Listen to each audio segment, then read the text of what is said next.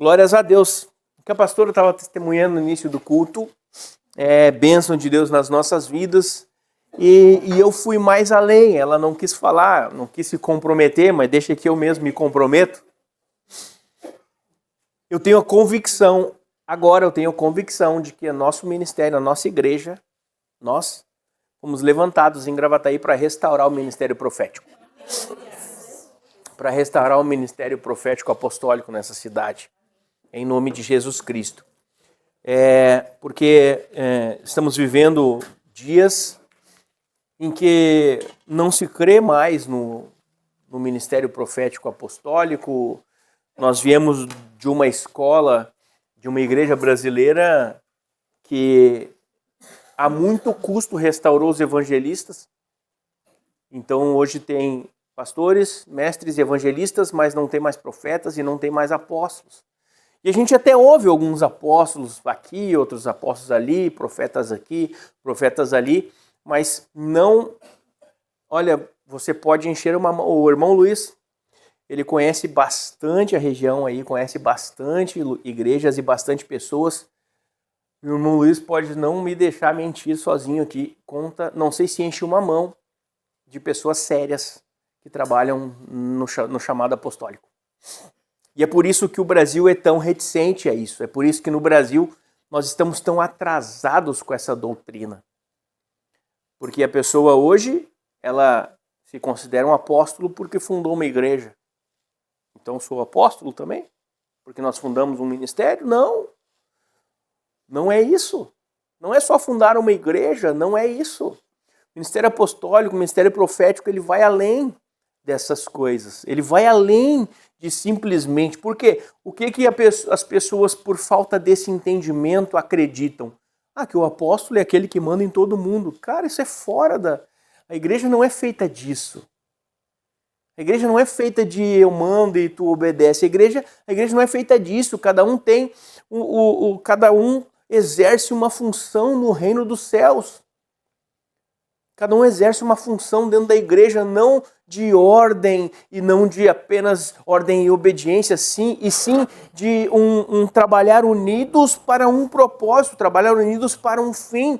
E cada um tem a sua forma e o seu método e o seu chamado para que o corpo de Cristo seja edificado. Para que o corpo de Cristo seja edificado. E nós estamos vivendo tempos, principalmente nos últimos 4 anos, de muitos milagres. De muitos milagres. Nós estamos vivendo esses dias de muitos milagres. Eu não sei se a gente consegue fechar 30 dias sem ouvir falar de um milagre que foi operado através de alguém aqui da igreja. Não sei se a gente consegue ficar 30 dias sem ouvir falar de Deus operando um milagre na vida de alguém. Ou através da vida de alguém. Então, eu creio que nós estamos vivendo esses dias, fomos levantados para isso, para ajudar e para trazer essa restauração profética para a cidade. Embora todos nós saibamos, existem outros ministérios que também estão vivendo isso, mas nós estamos procurando estudar e entender a profundidade disso, para não apenas trazer o mais do mesmo e falar acerca daquilo que não é biblicamente, não é aquilo que a palavra de Deus nos traz. Eu sei que cada ministério tem as suas peculiaridades. E nós vamos ter a nossa e nós vamos trabalhar naquilo que a gente entende do que é o correto, sem exageros. Sem ficar judaizando a fé, porque hoje parece que quando falamos em apóstolos, nós precisamos necessariamente judaizar a fé cristã. E não é isso. Não é isso. Não é. O Conselho de Atos 15 deixa claro de que para nós gentios, nos foi tirado toda essa judaização da fé. O cristianismo não é judaizado. Nós, sim, cremos em um Deus que veio para os judeus, primeiramente. Os judeus não aceitaram, então ele veio e acabou, por causa disso, então Deus nos adotou como filhos. Em nome de Jesus. Amém? Glórias a Deus. Eu queria ler com você Efésios capítulo 2, versículo 19 e 20. Efésios capítulo 2, versículo 19 e 20. Eu ia trazer um fundinho musical hoje, mas aí a Luana falou na quarta-feira que não dá. Para não trazer as emoções, eu tô brincando. Amém. Amém. Não, nós teremos fundo musical no futuro. Amém. Efésios capítulo 2, versículo 19 e 20 diz assim: assim vocês não são mais estrangeiros e peregrinos, mas concidadãos dos santos e membros da família de Deus, edificados sobre o fundamento dos apóstolos e profetas, sendo ele mesmo, Cristo Jesus, a pedra angular. Ou seja, toda a base do que é evangelho é Cristo. Toda a base dessa construção, dessa edificação chamada Igreja do Senhor, não as nossas edificações humanas, mas e sim a igreja viva, que ela é composta de cada um de nós juntos e unidos, não separados. Quando estamos vivendo em comunidade, quando estamos vivendo em comunhão, então somos a igreja do Senhor, ao qual ele é a pedra angular. Esta igreja é a mesma igreja que ele mesmo entrega a chave dos céus para Pedro. Ele fala: eu te dou aí uma chave. Quando o apóstolo Pedro fala, e ele fala: olha, tu és Pedro, sob esta pedra, ele, Cristo, pedra angular, edificaria a sua igreja, nós, e as portas do inferno não prevaleceriam contra ela. Ou seja, as portas do inferno não podem prevalecer contra a igreja. Só que nós jamais poderemos viver isto senão mediante a fé. Senão mediante a fé e a certeza daquilo que Deus está fazendo nas nossas vidas. Porque se nós não tivermos certeza do operar de Deus, então a incredulidade entrará nos nossos corações e nós vamos perder aquilo que o Senhor está fazendo. Porque o Espírito Santo se move através da fé. O poder de Deus se manifesta através da fé. O poder de Deus se manifesta através das atitudes que tomamos quando cremos que Deus vai operar um milagre. Nós oramos não para cumprir apenas uma tabela. Vamos orar porque temos que orar. Não, nós oramos porque nós temos fé que Deus pode operar um milagre. E ainda vamos além, nós oramos porque nós temos fé que Deus vai operar um milagre. Porque tudo é mediante a fé. Todas as coisas são mediante a fé quando nós falamos no sobrenatural. Todas as coisas é mediante a fé quando nós falamos em algo que é transcendente, ou seja, que não está apenas neste mundo físico, não, mas que vem transcendendo desde o mundo espiritual. E eu já falei aqui, eu estou apenas abordando o mundo físico e mundo espiritual, para que a gente possa entender de uma forma um pouco mais simples, mas eu já falei aqui, existe apenas um mundo, onde o físico e o espiritual são apenas duas dimensões deste mesmo mundo.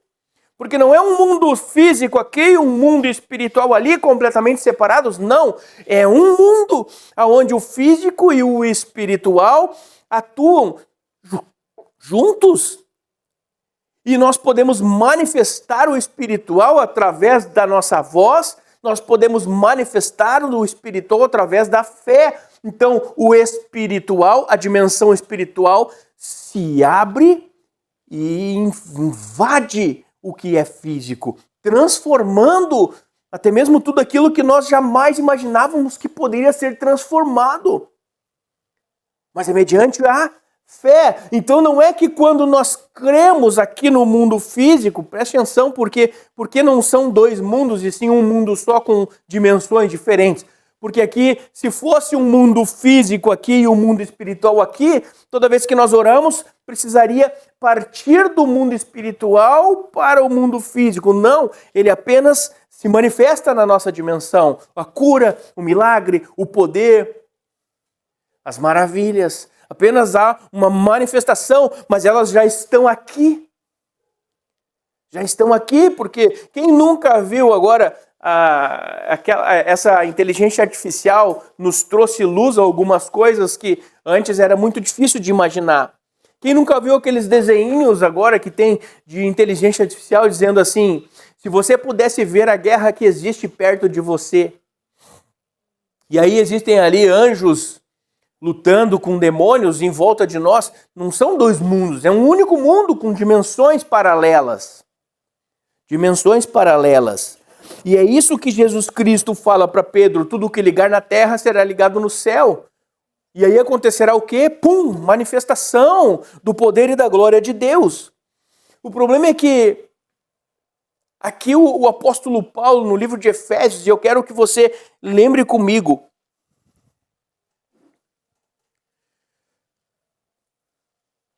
no livro de Efésios, o apóstolo Paulo ele fala sobre lutas e batalhas espirituais. Efésios capítulo 6, a partir do verso 10 em diante, ele fala sobre as armaduras celestiais. Nós já fizemos um estudo aqui sobre Efésios. Eu lembro que numa quarta-feira nós falamos sobre Efésios de 1 a 3 e na outra quarta de 4 a 6. Foi maravilhoso para entendimento.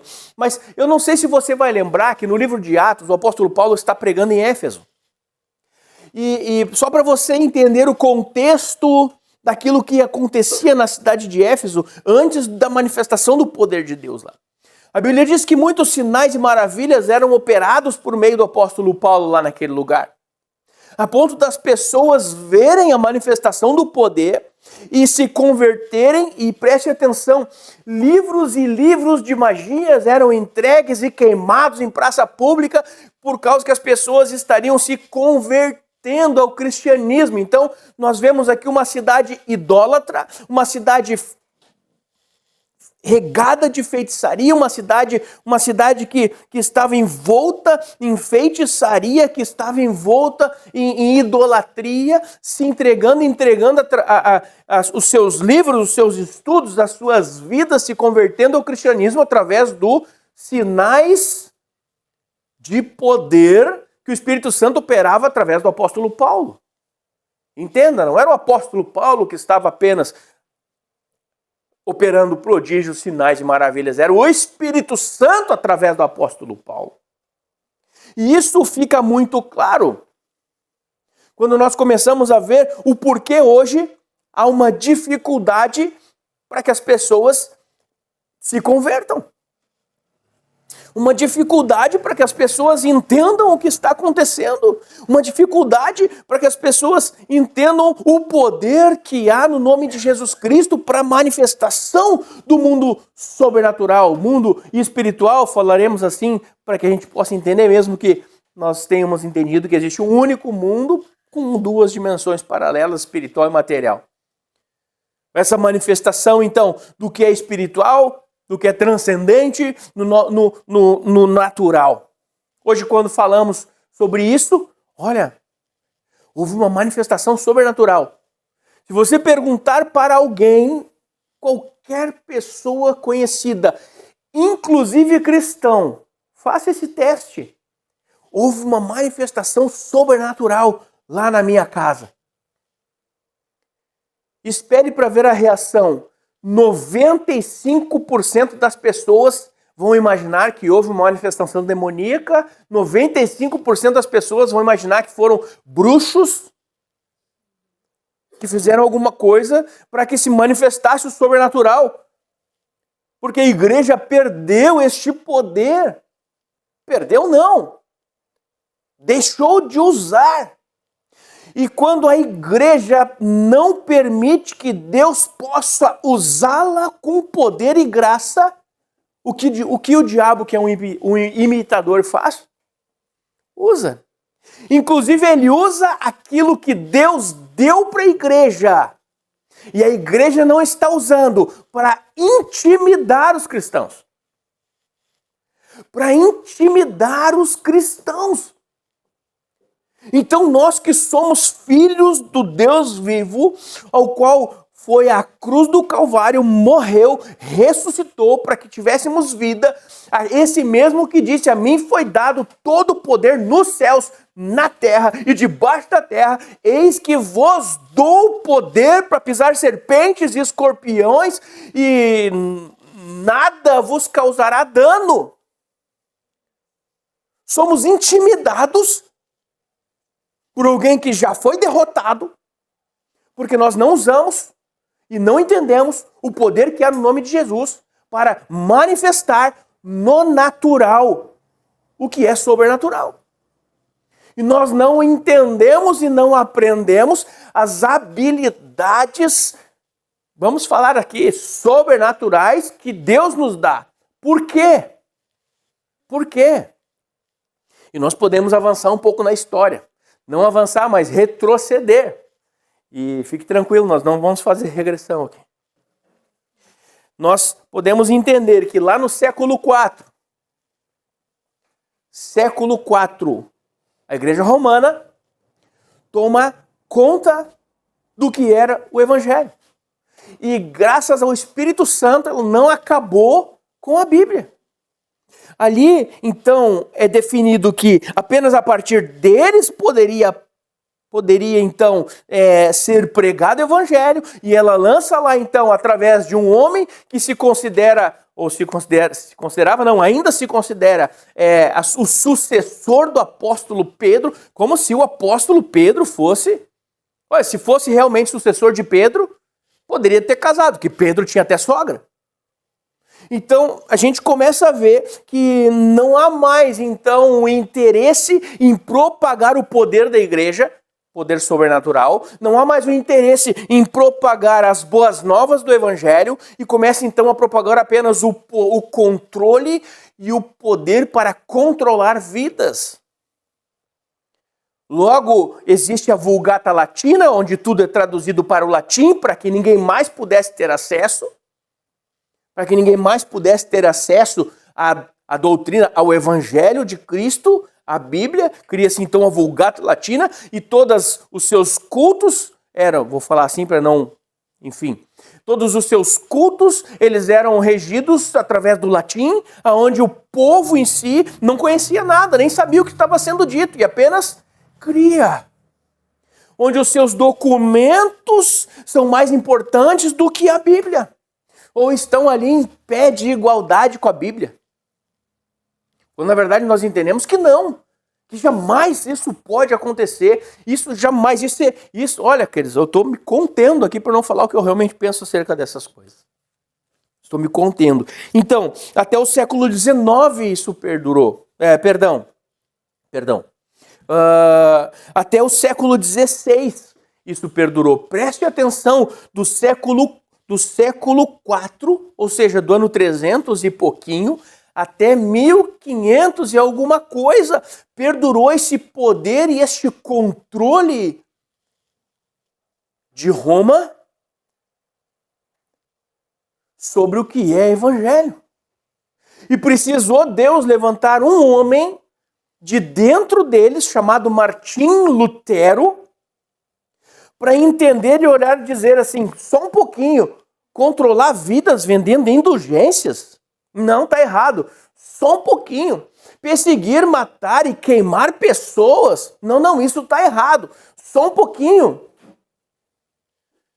Precisou Deus levantar Lutero para olhar e dizer assim, nós precisamos traduzir isso aqui para o povo. Não, só um pouquinho, é pela fé. Eu não preciso comprar então o meu terreninho lá no céu, não, é pela fé. E aí Deus levanta Lutero, que começa então a traduzir a Bíblia, e por isso que chama de igreja protestante, porque Lutero inicia a igreja luterana, obviamente, que protesta contra o sistema que existia naquela época. Mas Lutero não sabia muito o que fazer, e ele traz o quê? Apenas uma revelação. E surgem algumas denominações protestantes que tinham ali os seus usos e costumes exatamente iguais à igreja romana da época, porém sem a idolatria a seus santos e, enfim, e sem vender indulgência, com a fé central em Cristo Jesus. Então essa era a única diferença, que a fé central era em Cristo Jesus, mas existia ali então um sistema em que era praticamente igual. Até se você for ver, nós aqui no Brasil temos uma influência da igreja romana, até mesmo nas igrejas evangélicas.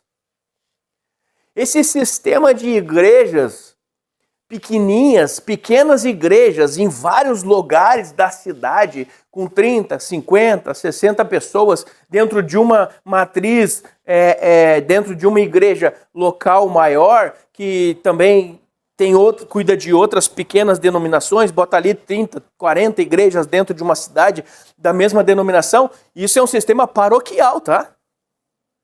Isso é um sistema romano, paroquial. Paroquial, romano. Aí nós temos várias igrejas que cresceram com essa influência. Assembleia, quadrangular, tem várias igrejas que cresceram com essa influência de ter várias pequenas igrejas sujeitas a uma igreja maior, que está sujeita a outra igreja maior, está sujeita a outra igreja maior. Isso é um sistema que vem da igreja romana, uma igreja paroquial, que tem lá a paróquia que cuida de 3 igrejinhas católicas, 4 igrejinhas católicas ali. Enfim, esse é o sistema romano de fazer evangelho. Mas, enfim, é apenas um sistema. Não estou falando que essas igrejas e que que usam esses sistemas são sujeitas à igreja romana. Não. Apenas o sistema de ser assim. É por isso que hoje nós vemos várias outras igrejas que são megas igrejas e que trabalham apenas em células e não tem várias pequenas igrejas espalhadas na cidade. Não. E aí no século XVI, então, falamos sobre Lutero, que levanta as 90 teses contra indulgências, contra a Igreja Romana. E aí, então, existe no século XIX, já, no iniciozinho de 1200, através de John Wesley e toda essa galera que se levanta com ele lá, a restauração da santidade e da vida plena em Jesus Cristo. Porque ainda existia, eu não sei se você já viu, eu vi esses dias um post no Instagram, e era um stories de Instagram, ao qual a pessoa falava assim, vocês ficam pregando isso, vocês ficam ensinando aquilo, você sabia que fulano de tal, um reformador, fulano de tal bebia, você sabia que fulano de tal, outro reformador, fumava, você sabia que isso, sabia que aquilo, enfim, porque vieram apenas, mudaram a centralidade de indulgências e de um homem para Cristo. Mas aí John Wesley vem e restaura a santidade dentro da igreja e restaura também dentro, através disso, não apenas John Wesley, mas toda aquela galera, a vida plena em Jesus Cristo. Perceba como as coisas acontecem. O que Deus precisa que aconteça para começar a manifestar o poder dele de novo na terra. Então, algo acontece, então, no início do século XIX, que é 1800 e pouco, essa galera começa a pregar santidade e começa a pregar vida plena em Cristo. E adivinha o que vem com santidade e vida plena? O que vem, senão a presença do Espírito Santo. Então, no início do século XX, e mais precisamente em 1906, existe a famosa Rua Azusa. Quem lembra? Quem já ouviu falar na Rua Azusa? Dos milagres que aconteciam na Rua Azusa ali, houve então uma restauração do poder do Espírito Santo, não mais em igrejas paroquiais, pastorais apenas, mas começa a manifestar o Espírito Santo, e dali nós vemos grandes homens e grandes mulheres de Deus que agiam no poder do Espírito Santo, manifestando novamente os dons do Espírito Santo. É por isso que nós vemos uma resistência tão grande nas igrejas reformadas quanto à pregação dos dons e milagres, porque isso foi cessado e eles têm essa veia romana muito forte. Só que em 1906, então, através da Rua Azusa, há novamente uma explosão do poder do Espírito Santo. E esse mover do Espírito Santo vai mundo afora. Esse poder do Espírito Santo inunda o planeta. Pessoas do mundo inteiro vinham ver o que estava acontecendo na Rua Azusa. E aí se levanta grandes homens, grandes mulheres de Deus para manifestar o poder. Para você ter uma ideia, uma mulher, em 1922, a Aimee Semple McPherson, neste tempo, ela foi a primeira mulher que funda uma igreja e levanta um prédio para 1.000 pessoas. Ela tinha uma rádio. Foi a primeira mulher na história a ter uma rádio evangélica. 1922. Imagine isso. Se o Espírito Santo não estiver agindo na vida de alguém, essas coisas são possíveis? Claro que não. Depois, então, na década de 70, levanta ali grandes homens de Deus. E mulheres de Deus também. Quem?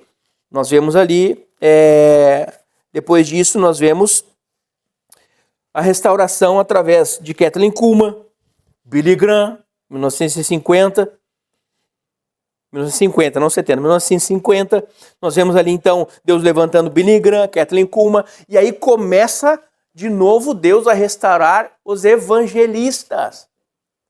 É claro que nós sabemos que eles eram pastores, que viviam um sistema pastoral, mas eu estou falando de um ministério evangelístico, onde lotavam ginásios inteiros, onde lotavam cidades, paravam para ver essas pessoas. Um ministério evangelístico tremendo na vida deste homem, na vida dessa mulher. Ou ainda hoje, Billy Graham, Kathleen Kuhlman influenciam pessoas. Quem conhece Benny Hinn? Já ouviu falar em Benny Hinn? Você sabia que Benny Hinn se converteu em uma pregação de Kathleen Kuhlman? Para você ter uma ideia. John Arnott e Carol Arnott, que a gente foi ver aqui, eu vi primeiro em Canoas, a pastor e eu, e depois fomos aqui em Igrejinha, eles eram obreiros, aparadores, sabe aquelas pessoas que ficam atrás esperando quando Deus toca? Está ali para não deixar as pessoas cair. Ele, hoje com 82 anos, ele era um obreiro de Kathleen Kuhlman.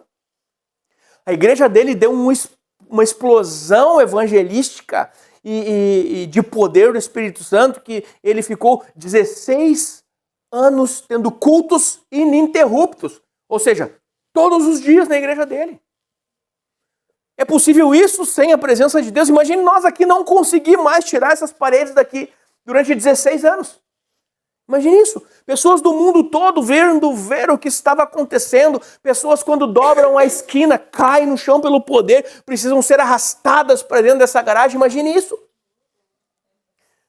Pessoas que recebem uma oração e são arrebatadas em espírito e precisam ser levados de carro para casa, arrastadas, largadas em suas camas, acordam horas e horas depois, pelo poder de Deus. Ninguém deu uma pancada na cabeça de ninguém para cair desmaiado, não. Mas então, essas coisas o sistema romano não aceita, não admite. Por quê? Porque não podem controlar. Porque quem controla isso é o poder de Deus, é o Espírito Santo de Deus. Certa vez, quando iniciamos esse movimento apostólico profético na nossa igreja, lá em 2020, 2021, acho que foi 20, alguém chega para mim e falou assim: ô pastor, o senhor vai dizer agora então que nós somos das igrejas que caem. Eu olhei para ele e falei assim: por acaso tem alguém aqui, nós ou os nossos obreiros, alguém te empurrou? Tem alguém empurrando alguém? Não. Então, como eu vou te responder essa pergunta? Eu vou te dizer algo, se Deus quiser fazer, Ele vai fazer, ninguém aqui mais vai parar o Espírito Santo. Não está mais na nossa igreja, mas não tem vivido os milagres que nós estamos vivendo hoje. Porque quando nós damos liberdade ao Espírito Santo, qual é o caráter de Deus, amados? Qual é o caráter de Deus?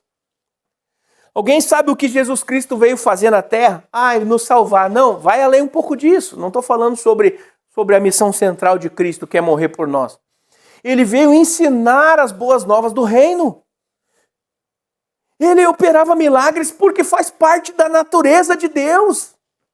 Deus tem poder para manifestar poder. Então, se Deus se manifesta, o que vai acontecer? Poder, milagres, prodígios e maravilhas. Agora, como eu ou você, quem nós pensamos que podemos ser a ponto de dizer isso não para Deus?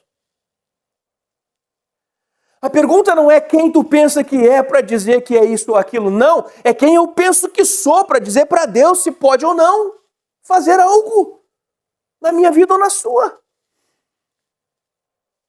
Só que, e aí deixamos muitos anos de viver o poder de Deus por tentar limitar e controlar.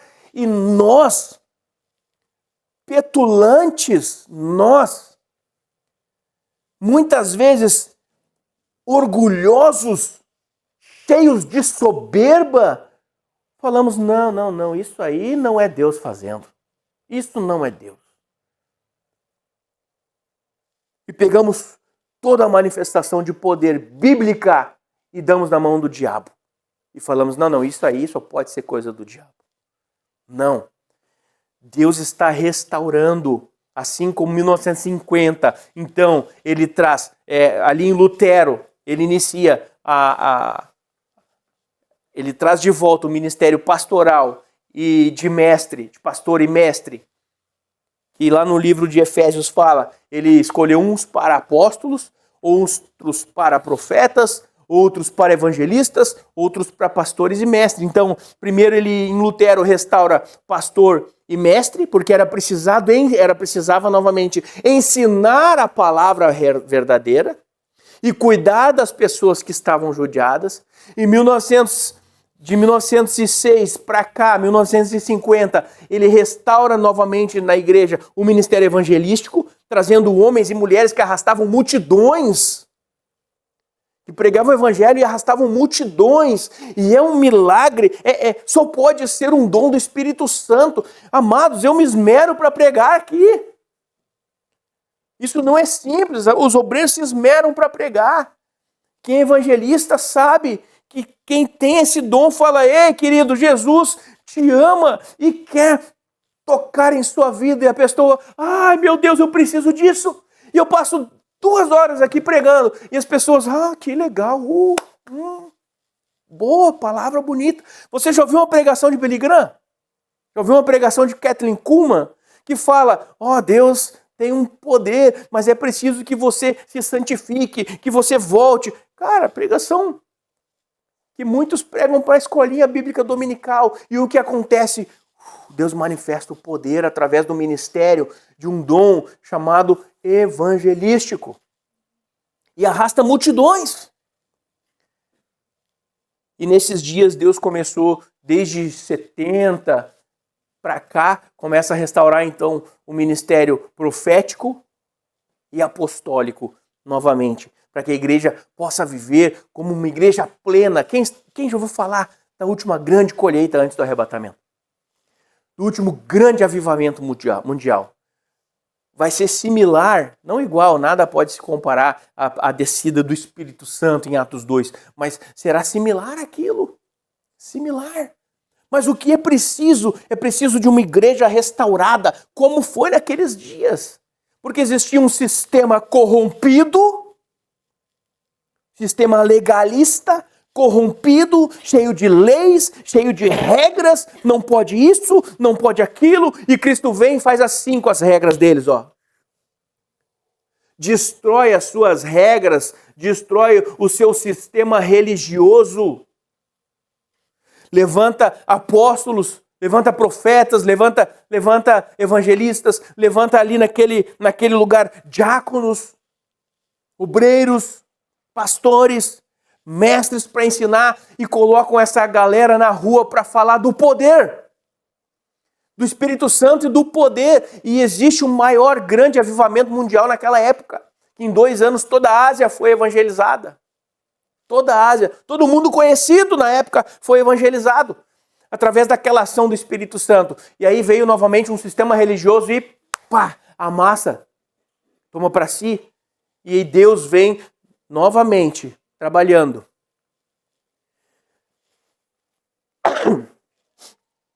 Deus vem novamente trabalhando. Então, para que haja uma igreja plena. Mas eu não estou falando desses homens e mulheres coaching, que que colocam, e me perdoe aqui se você faz isso, me perdoe. Eu sei separar o joio do trigo. Agora, colocam um paninho branco por cima e querem vender balões com ar ungido. Me disse isso é ministério apostólico? Me disse isso é ministério profético? Tem coisas que revoltam. Revoltam porque o Brasil está atrasado nisso. Você vai para a África.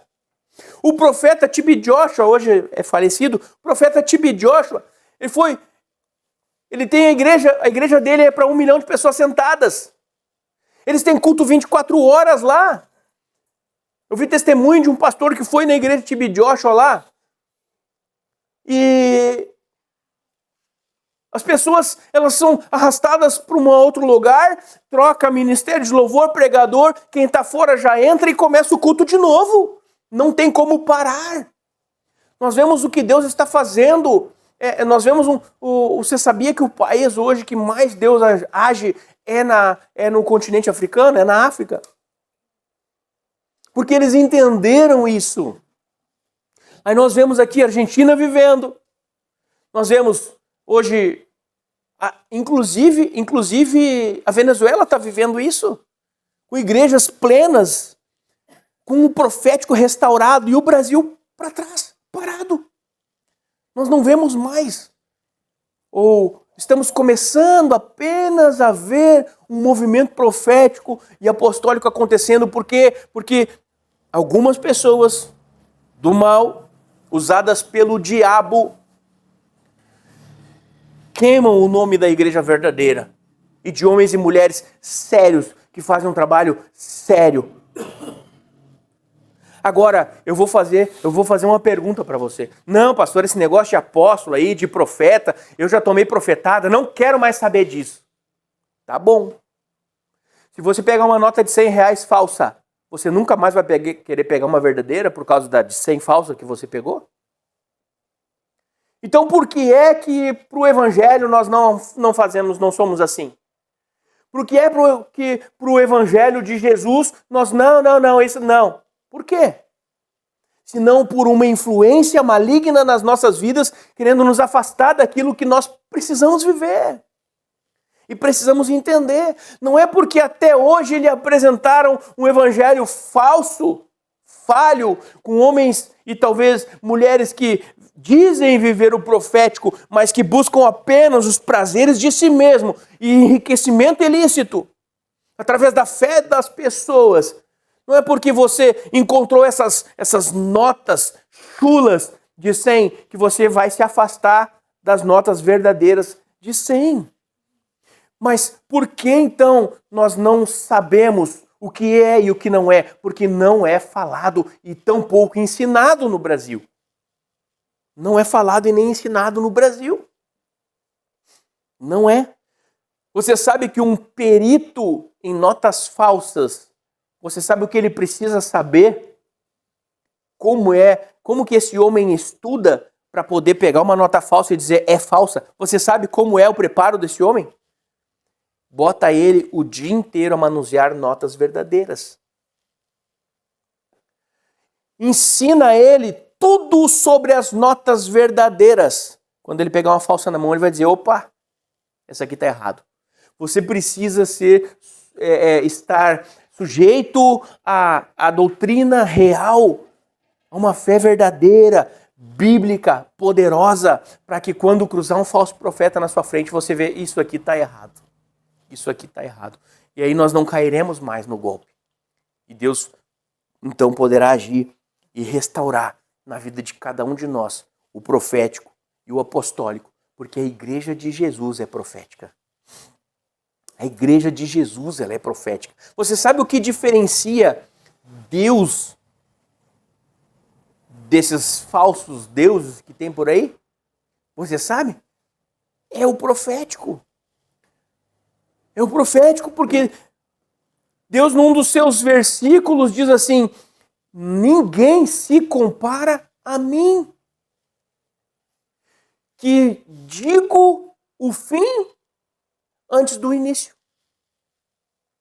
Ou seja, ele é Deus porque ele conhece o fim antes mesmo do início. Porque o falso sabe do seu passado e talvez até do seu presente e tenta sugerir para você um futuro. Se você aceitar, aceitou, com profecias às vezes diabólicas na sua vida, com tentando lançar sobre você encantamentos gospels. Mas se você conhecer o verdadeiro, não cairá no errado. Não cairá no errado. E por isso, pastor e eu temos falado tanto sobre o evangelho verdadeiro. E por isso que temos buscado tanto sobre isso, sobre dons, ministérios. Pegamos os jovens aqui e trabalhamos agora 3 semanas seguidas com eles sobre os dons do Espírito Santo. Sobre os dons do Espírito Santo, para que eles venham entender os dons, entender o que é real, o que é verdadeiro.